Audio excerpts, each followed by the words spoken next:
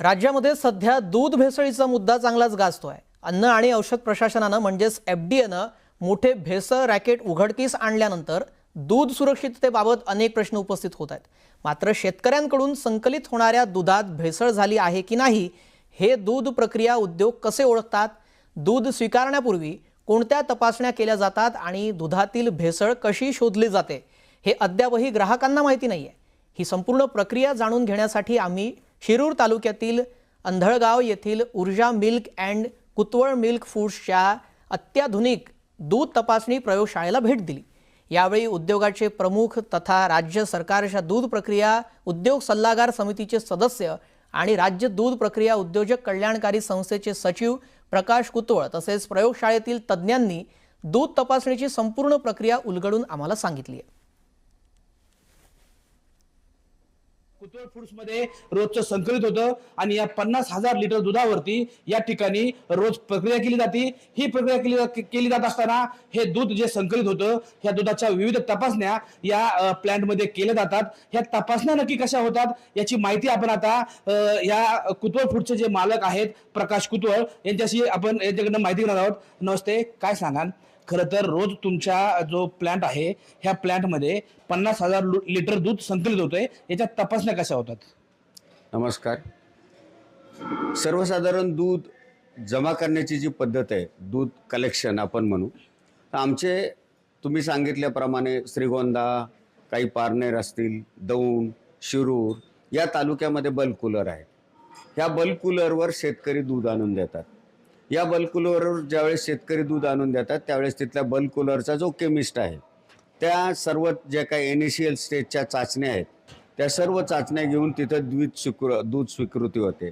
जर तिथेच बल्क कूलरवर दूध घेत असताना त्यांना काही डाऊट आला तर ते दूध रिजेक्ट केलं जातं।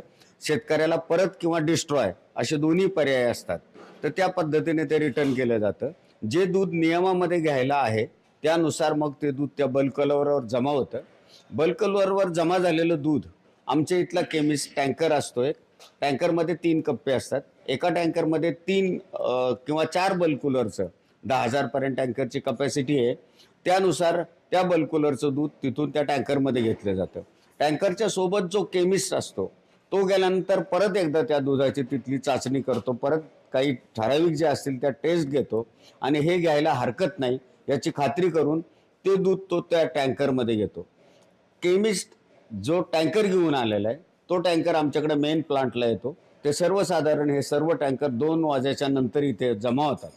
2 वाजता ते टँकर आल्याच्या नंतर डॉकला आता मी तुम्हाला दाखवलं तिथे एक छोटी लॅब आहे। इनिशियल स्टेजला त्या ज्या केमिस्टने चेक करून आणलेलं दूध त्या क्वालिटीप्रमाणे, त्या वजनाप्रमाणे, त्या सर्व निकषाप्रमाणे आहे की नाही तिथं चेक केलं जातं। तिथून एक सॅम्पल काढला जातो आणि तो सॅम्पल काढल्याच्या नंतर वर जी ही मेन लॅब आहे याला सेंट्रल लॅब आम्ही म्हणतो, या लॅबमध्ये केमिकल, मायक्रोबायोलॉजिकल सर्व प्रकारच्या टेस्ट होतात दुधामधल्या संपूर्ण।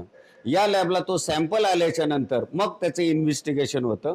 पूर्ण इन्व्हेस्टिगेशन झाल्याच्या नंतर तो पॅकिंगला किंवा प्रॉडक्टला वापरण्यास योग्य दूध असल्याचा इथून ज्यावेळेस हे लोक खाली रिपोर्ट देतील त्याच्यानंतर ते दूध मग आम्ही वापरायला घेतो।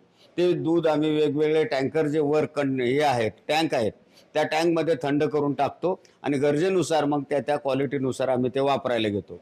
खरं डॉकमध्ये जी आपली एक पहिली प्रायमरी लॅब आहे त्या लॅबमध्ये जो तुमचा टँकर येतो त्या टँकरमधून आलेल्या दुधाच्या प्राथमिक चाचण्या कोणत्या कोणत्या होतात? प्राथमिक चाचण्या एक तर आमच्या केमिस्टनी किंवा तिथल्याने अडल्ट्रेशन केलेलं असतं।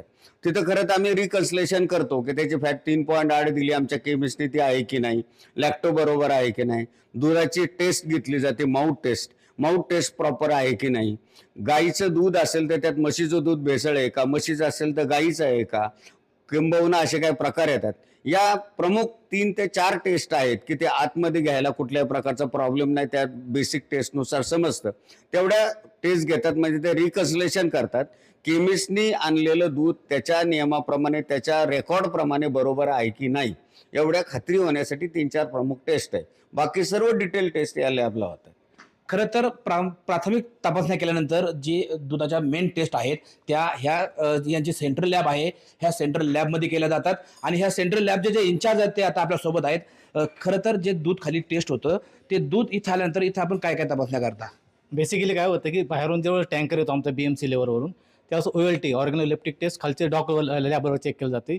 त्यानंतर आपण जे जे जे फॅट SNF तिथंच कन्फर्म करतो. त्यानंतर आपण तो सॅम्पलवर ते सेंट्रल लॅबला आणतो. सेंट्रल लॅबला काय होतं बेसिकली जे ॲडल्ट्रेशन आहे दुधामध्ये जे न्यूट्रलायझर आहे, सॉल्ट आहे, शुगर आहे, सोडा आहे किंवा ग्लुकोज, माल्टोज, डेक्स्ट्रोज ह्या टेस्ट अडल्ट्रेशन त्यात जर टेस्ट चेक केल्यानंतर ते टेस्ट एकदा एकदा आपण ते ॲडल्ट्रेशन टेस्ट जे आहे ते दाखवतो का आम्हाला? अडल्ट्रेशन टेस्ट मध्ये आता बघा हे NDDBचं शीट आहे. ह्याच्यामध्ये आपण काय करतो की त्या सगळ्या टेस्ट त्याच्यामध्ये लिहिलेल्या आहे. एक सरासरी 9 टेस्ट आहे ह्या 9 टेस्टमध्ये युरिया, अमोनिया, न्यूट्रलायझर, स्टार्च, शुगर या सगळ्या टेस्ट आहेत. ह्या टेस्ट केल्यानंतर हे जे काही कॉम्बिनेशननुसार जर पॉझिटिव्ह आलं तर पॉझिटिव्ह असेल तर आपण ते दूध डायरेक्ट रिजेक्ट करून टाकतो किंवा डिस्कार्ड करून टाकतो त्याच्यामध्ये. आणि आता हे न्यूट्रलायझर टेस्ट आहे बघा. आता हे निगेटिव्ह टेस्ट आहे. ह्याच्यामध्ये जर पॉझिटिव्ह असते तर पिंक कलर आला असता.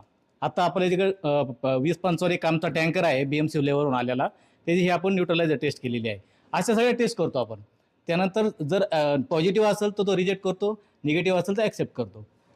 त्याचबरोबर आपण जे बाहेरून दूध येतं त्याचं अँटीबायोटिक आणि मेलामाइन, आफ्लाटॉक्सिन हे पण टेस्ट करतो. त्याच्यामध्ये पण पॉझिटिव्ह. आता काय होतं आम्हाला दह्याला दूध घेताना निगेटिव्ह अँटीबायोटिक लागतं.